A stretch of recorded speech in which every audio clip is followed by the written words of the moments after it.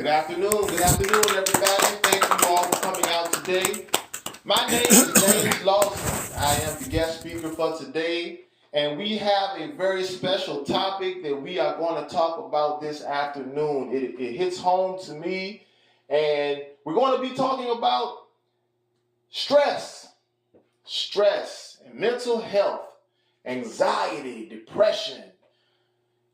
There are so many people today dealing with these things.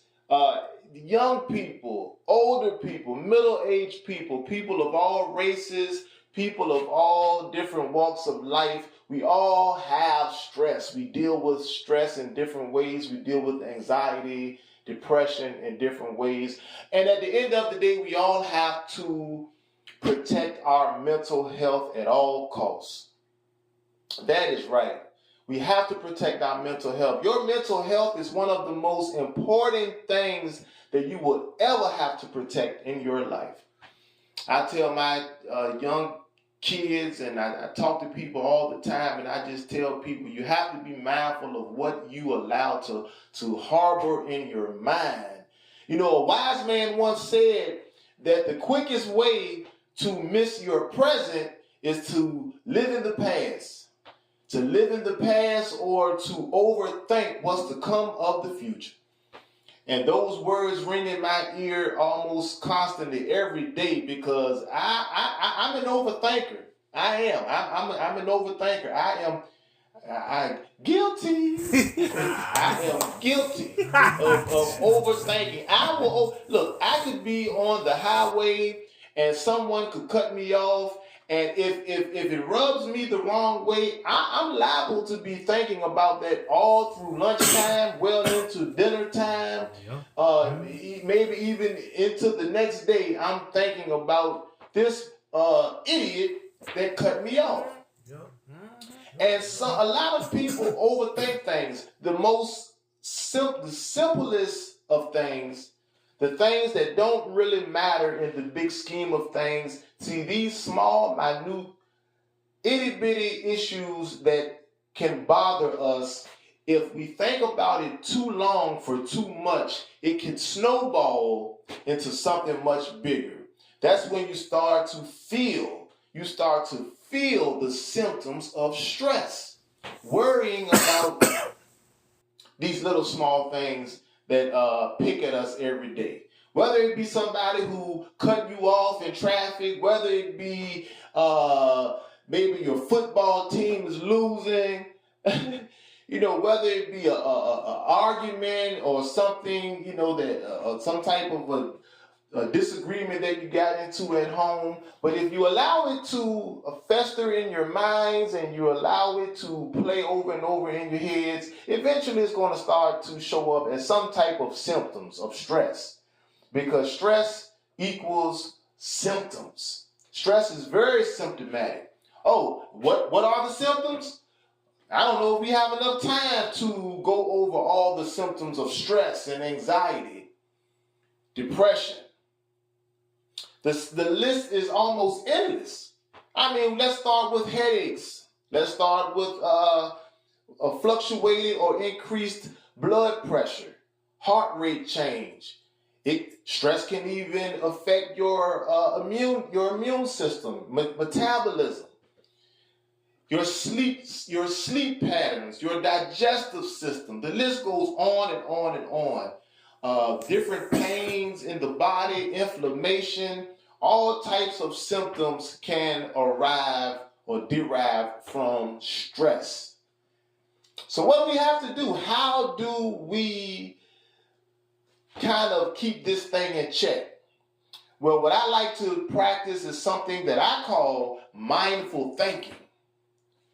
Mindful thinking. What is that? He's looking at me like, well, what is that? Mindful thinking is just when you are mindful of your thoughts. Just that simple. Being mindful of the things that you allow yourself to think about over and over and over and over and over again. If you're going to be thinking about something consistently, or you're going to allow something to play over and over in your mind, you want it to be something positive. You want it to be some type of positive affirmations. You want it to be something that's going to uplift your spirits and uplift you and make you feel better, not worse. Because those symptoms of stress are nothing to play with. They're absolutely not. Where do these symptoms come from? I'm gonna tell you. Stress causes a chemical reaction in the body. It causes a chemical reaction in the body. Did you know that when you're stressed out, these chemical reactions take place, and these chemicals are released into the bloodstream that are created in your adrenal glands, like cortisol, adrenaline. And these are the hormones that kick in when you are in, I wonder if you all have ever heard this before, fight or flight mode. Yeah, being in fight or flight mode. Imagine you walking down the street one day, minding your business, have a beautiful day, and all of a sudden you hear a huge dog growl. You just hear this huge dog. Your heart will start beating fast. Your blood pressure may go up a little bit, and you're going to do one of a few things. You're going to either take flight, start running, you're going to freeze and do nothing because you're in shock, or you're going to get in fight mode and ready to fight this thing. Usually, I do all three in a particular order. I freeze, I get ready to fight, then I change my mind and take off running. That's what I do. I think I do all three, especially in that situation. But it's fight or flight mode, and I like to add freeze because sometimes when you're afraid or you're under a lot of stress, you freeze. It's what they call just being in the state of shock. You can't move. But in this fight or flight or freeze mode, that is when these hormones are released into the body, these stress hormones like adrenaline and cortisol. And these stress hormones, they can wreak havoc on the body when they are, let's say, when they are hiding in your system for too long of a period of time. When you are constantly under stress and you constantly have these stress hormones going through the body day after day after day after day, then eventually you start to feel the symptoms of this, like headaches, issues with your stomach, digestive system, stomach pains. Inflammation is notorious when we're talking about stress hormones. I struggle with that a lot, inflammation in my body. And I can literally feel my knees or my toes start to swell when I am under a lot of stress. Here's another one I used to have, muscle twitching. Anyone ever get like really stressed out and your eyelids start to twitch? You ever just like get stressed out, maybe looking at your bills or looking at your paycheck or somebody at your job just kind of working your nerves and your eyelids start to twitch. That is a telltale sign that your nerves are a little overactive. Somebody's working or something is working your nerves and you're getting stressed. That is a symptom of stress. I had those, they're called fasciculations. That is the medical term of these muscle twitches. And I had them one time. They started in my eyelid and then they moved to my lips, and then my stomach muscles were twitching and the muscles in my calves were twitching. I mean, muscles all over my body was twitching at one time, and it drove me nuts. I went to the doctor. They couldn't figure out what was going on. They ran all these tests and couldn't find anything that was going on with me. And because they couldn't give me a diagnosis, that stressed me out more. So I started to twitch even more. And I mean, I was looking like a jumping bean walking around just twitching and I mean muscles. It was quite disturbing to have my muscles twitching all over my body at this time. I really thought I was losing my mind.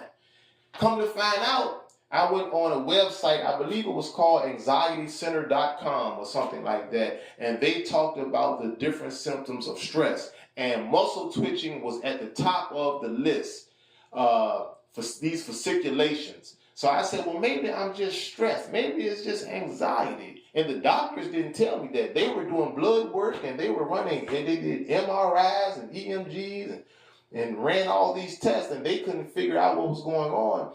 But when I realized maybe I'm just under a lot of stress and I'm panicking and I have all these anxieties because I don't know what's going on with me, that could be what it is. So I started to relax. I started to go on walks. I started to listen to some relaxing music. I started to do a little bit of yoga and meditation. And over time, believe it or not, I could feel my nerves and my muscles relax. And to this day, that muscle twitching is completely under control. And I have not had that issue in a very long time. Not 100%, because if I get stressed out, I can feel my eyelid twitch or I can feel my muscles twitching a little bit. That's just one of the symptoms that I have with stress. But I know what it is, and I know how to monitor it, and I know how to keep it under control.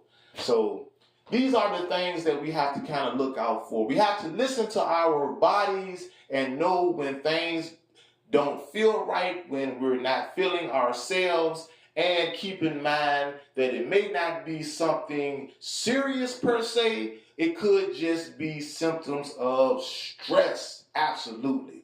So that's what we have to do, everybody. We have to practice mindful thinking and do things that help us to feel better, help to uplift our spirits and our moods, our attitudes. I mentioned going for nice walks, nature walks. Oh man, Mother Nature just does something to you. I don't know what it is about the sunshine and hearing the birds sing and just, the trees, the clouds. Oh man, it just does something to you. Nature walks, listening to calming music, soundscapes, light exercise, anything. I watch a lot of comedy on TV and the internet. Laughing is nature's medicine.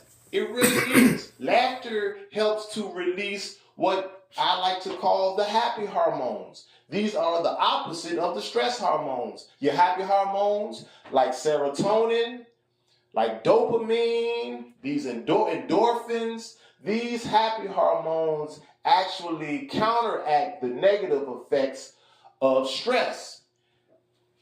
And it can help to bring down the blood pressure. These happy hormones can help to alleviate inflammation and headaches and the symptoms that you feel from stress.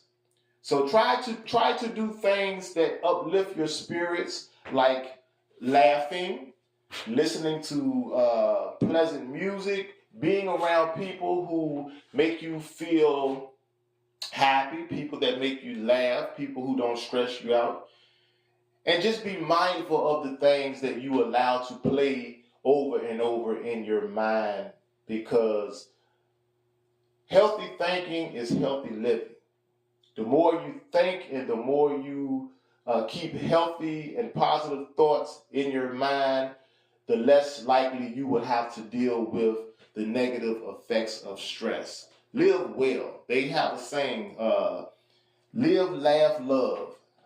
I live by that code every single day. Live, laugh, and love. Live your life. Find time to laugh and love. Love the one. If you love your mom, you love your dad, you love your kids, you love your friends, love big. Tell people that you love them. Hug somebody. Hug somebody. Hug somebody. Hug a stranger. You'd be surprised at just how these positive attributes to your everyday life can make you feel better and can make you live better and function better altogether. That's my message for today, everybody. Live, laugh, and love. Live well, everybody, and be mindful of your thoughts. I'm James Lawson. Thank you all for having me. Thank you so much. Love you.